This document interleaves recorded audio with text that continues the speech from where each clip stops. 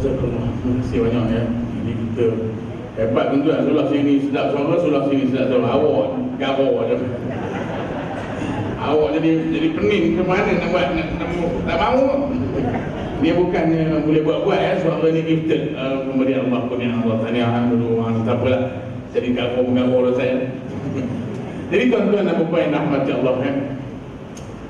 Kita melihat Nabi SAW, contoh toladan tadi ayat yang dibaca oleh Tuan Moderator. Dalam ayat yang lain dalam suratul Qalam pun Allah sebut Titul Ahzab, ini Qalam. A'udzubillahi minasyaitonir rajim wa innaka la'ala khuluqin 'azim.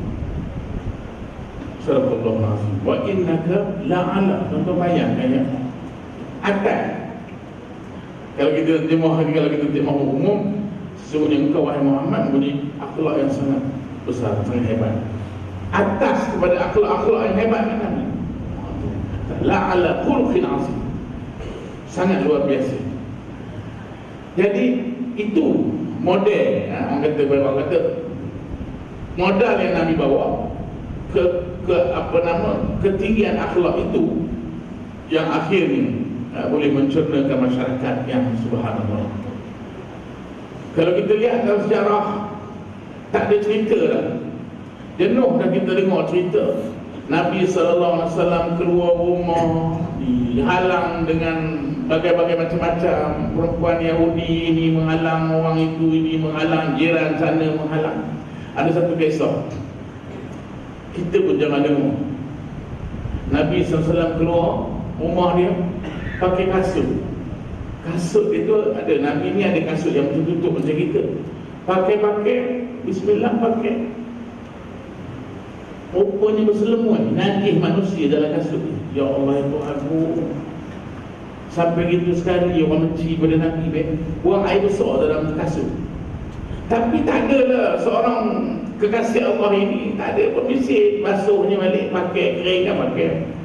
Besok begitu lagi, dipakainya lagi. Hari ketiga pakai lagi. Hari keempat pakai, tak ada pula dah. Najis sudah tak ada. Jadi siapa orangnya? Akhirnya dengan izin Allah, Jibril AS beritahu Muhammad, orang yang buang air ini jiran kamu sekian-sekian, orang Yahudi dulunya sekian-sekian. Nabi pergi rumah dia, ya Allah ya Tuhanku. Nabi pergi rumah dia, Nabi bagi salam, dia buka pintu, dia terkejut tengok Nabi Muhammad, katanya. Nabi kata, apa kamu sakit ya? Ya, macam mana kamu tahu? Kamu tak berak hari ni? Macam mana? Lari lah. Kejut perut dia. Ya. Tapi Rasul SAW boleh balik ke rumah, ambilkan makanan, disuruh, ya Allah ya Tuhanku, ini akhlak yang khuluqin 'azim yang Quran sebut itu. Yang umat, kalau ada umat macam ini, Allahu Akbar. Ya. Saya teringat Sayyidina Umar, hasil manusia yang dididik oleh Nabi.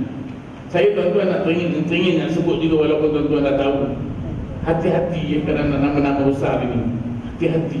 Cerita-cerita yang pernah kita dengar tentang sahabat-sahabat yang tak betul ini, tuan-tuan, saya rasa kena betul kembali. Pertama, sebab manusia ni manusia hebat, sahabat. Sayyidina Umar membunuh anaknya di waktu sebelum Islam, itu tidak benar. Kisah sahabat bernama Sa'labah. Ingat lagi saya, Sa'labah, seorang cerita dalam ceramah. Sa'labah ni sahabat yang sangat miskin. Lepas mayang balik. Nabi tanya, mana Sa'labah? Akhirnya sahabat cerita, dia cepat balik. Tak tahu ya Rasulullah. Akhirnya Nabi bertemu, Nabi tunggu dia, bertemu. Nabi kata, Sa'labah, apa cepat nak balik ni? Ya Rasulullah, ini cerita yang kita dengar kan? Ya Rasulullah, aku terpaksa balik cepat sebab kain yang aku pakai ni, isteri aku nak pakai pula. Masa itu kita tak pernah fikir, masa Sa'labah pakai kain, isteri pakai apa? Masa isteri Sa'labah pakai kain, Sa'labah pakai apa? Ya, sampailah cerita ini sampai Sahabat kata, doakan aku ya Rasulullah. Ya, doakan aku. Bukan lagi Nabi doakan dia, Nabi bagi lagi 2 ekor kambing, jantan dan betina. Makanya membiak. Mulanya datang 5 waktu, dah tinggal 4, tinggal 3, tinggal 2. Akhirnya Nabi Salabah tak datang masjid. Sampai turun ayat zakat. Rasulullah hantar wakil minta zakat pada Salabah. Salabah tak nak bagi. Didesak bagi. Kambing yang mudah tua, yang mudah tak ada daging, yang cacat. Sampailah akhirnya zakat Salabah tidak diterima. Rasulullah wafat, umur Salabah panjang, naik Sayyidina Abu Bakar. Salabah dah bertobat bagi Sayyidina Abu Bakar. Abu Bakar kata, kalau Rasulullah tak terima, takkan aku nak terima. Begitulah Sayyidina Abu Bakar tak lama memerintah 2 tahun lebih. Sayyidina Umar naik zakat, dia nak bagi Salabah, nak bagi pada Sayyidina Umar. Sayyidina Umar kata, ya Salabah, kalau Rasul tak terima, Abu Bakar tak terima, takkan aku nak terima. Tuan-tuan, ini kisah dusta. Dalam riwayat Salabah ni, kalau betul-betul ke saya, yang seorang sahabat yang bernama Sayyidina Salabah ni seorang di dalam riwayat. Sahabat Nabi yang nama Salabah seorang. Itu pun dia ialah Ahlul Badar, orang yang menyertai perang Badar. Tuan bayangkan, orang yang menyertai perang Badar, apa jaminan Allah pada mereka?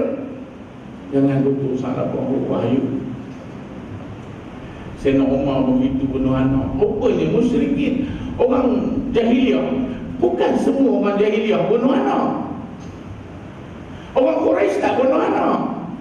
Sayyidina Umar, Bani Adi tak bunuh anak. Sayyidina Umar ada 3 orang isteri, ada 3 orang anak, 1 isteri masa jahiliah. 1 namanya Abdullah bin Umar, 2 laki-laki, seorang perempuan. Kalau Sayyidina Umar bunuh, mana ada Hafsah yang boleh kahwin dengan Rasul? Cuba bayangkan jadi banyak penipuan yang kita terima, maknanya kita jaga-jaga.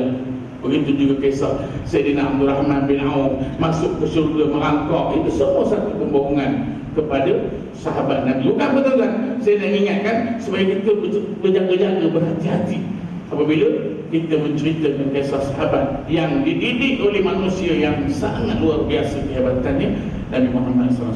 Jadi kita tengok tadi Sayyidina Umar pernah sebut, Sayyidina Umar kata apa? La quwwata illa bil ittihad, wa la ittihad illa bil fadail, wa la fadail illa bil din, wa la din illa bil da'wah. Kekuatan tidak akan dapat dicapai tadi sebut. La quwwata illa bil ittihad. Kekuatan umat ini tidak akan dapat dicapai melainkan dengan kesatuan. Kesatuan juga tidak akan dapat dicapai illa bil fadail. Macam mana nak capai kesatuan? Dengan sifat-sifat mulia. Rasul bawa itu pada kita. Kasih sayang, renung sahabat, renung saudara seagama dengan penuh kasih sayang. Hati ni tak benci, ya, tak senang. Salam tu lepas habis, taqabbalallahu minkum minna wa minkum taqabbal ya karim, sallallahu ala Muhammad. Pegang tangan sahabat tu, mata kita tengok mata dia, penuh mata dia, sebut dalam hati, ya Allah, aku sayang dia kerana-Mu, ya Allah. Oh, kan senang nak buat. Yang selalu salam, ya Allah, mangkuk ini dah pula. Tengok semayang sebelah tu, Allahu Akbar, dah lagi tengok, Allah, dia ke sebelah aku, mubarakah tu kan. Yang Nabi ni fadail ni luar. Yang mana Nabi ajar? Walau fadail illa bidin. Fadail ni di mana? Dalam ajaran agama Islam ada fadail dari Rasul, adab, adab. Kita ni adab sesaja ya tuan. Adab makan, adab minum, adab nak jalan, adab. Mana ada satu, bukan kita nak beza dengan agama lain. Agama kita ni hebat. Mana ada Rasul yang mengajar adab begitu detail. Orang Melayu dah hebat, dah adab dia, masuk pula Islam, oh lagi kemah. Tapi hari ini dah langgar habis. Adab-adab Melayu ni, saya cerita Melayu sikit tuan tak apa banyak sikit. Bagi saya banyak, saya pun dah lah 10 minit apa rasa. Kita tak pandai ni. Saya selalu buat contoh. Terakhir sikit-sikit terakhir ni, penghormatan sesama Islam. Dan saya juga bawa dalam bentuk pantun ni. Pantun Melayu tu, tengok pantun Melayu. Pantun Melayu, ya Allah, saya kata, saya pun ada berforum dengan orang yang ahli bahasa tu. Saya tanya ni, Pulau Pandan jauh ke tengah. Pulau Pandan ni mana ya? Ya doktor, di kampung. Pulau Pandan jauh ke tengah. Gunung Daik bercabang 3. Gunung Daik ni ada ke tuan? Ada. Dia Riau. Cabang ni memang 3. Ui. Baru nak membentuk pembayang. Hancur badan dikandung tanah, budi yang balik dikenal. Tapi yang ini pantun pun rosak. Anak gajah di dalam cawan. Ada apa orang gajah dalam cawan? Allah Ustaz pantunnya. Orang dulu-dulu pantun pun dijaga.